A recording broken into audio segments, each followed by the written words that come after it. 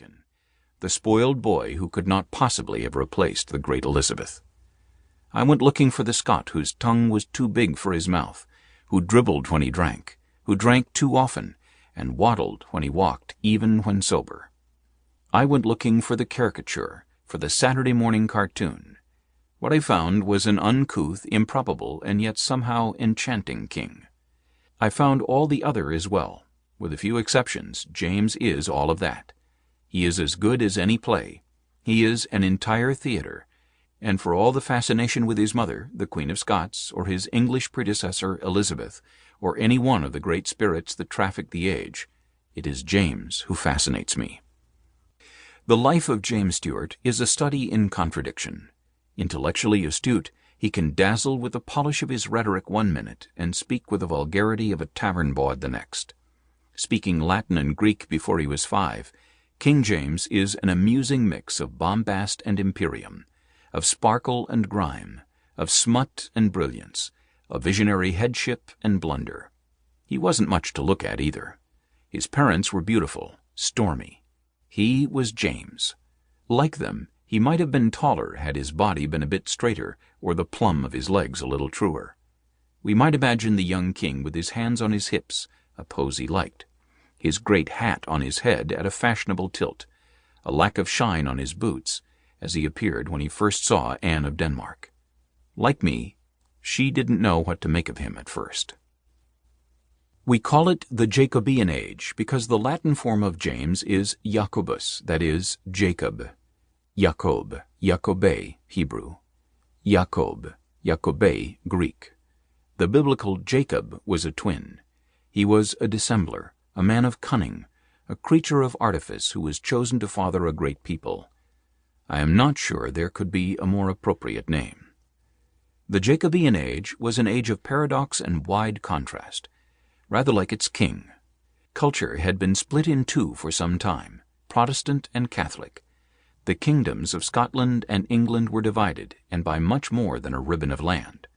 The mood between them was dark and old. And then there was the hissing match between Elizabeth I and Mary, Queen of Scots. Their rivalry was intense, ongoing, and at last fatal. The age was tainted with a melancholy peculiar to its poetic spirit, and yet there was sufficient mirth to counter it. For every Hamlet there was a Falstaff. For every star-crossed Romeo there was a Bottom the Weaver. Francis Bacon dedicated his Novum Organum, 1620, an essential work in the evolution of scientific thought, to the king. How did James respond to Bacon's great work? Like God, he said, it passeth all understanding. Even as a child, James was known for a quick wit, and was known to deliver his jests with a straight face. In the midst of a busy school day, James came across the Latin word vivifico. He said this word must have come from someone who stutters.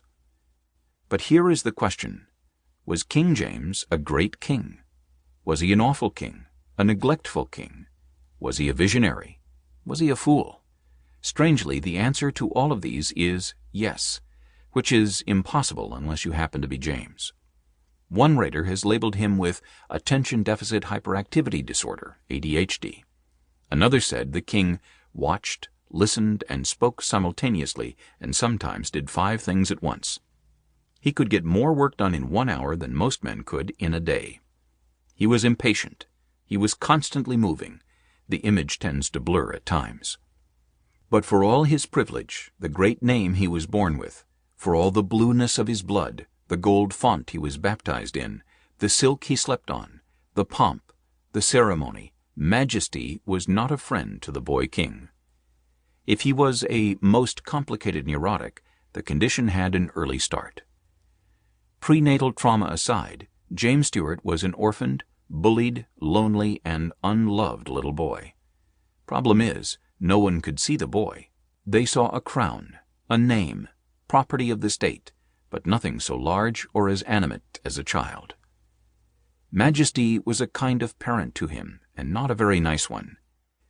Demanding, unbending, often cruel, but it was the only parent he had, and, oddly, the one parent he learned to trust above all other things, in spite of the disturbance it made.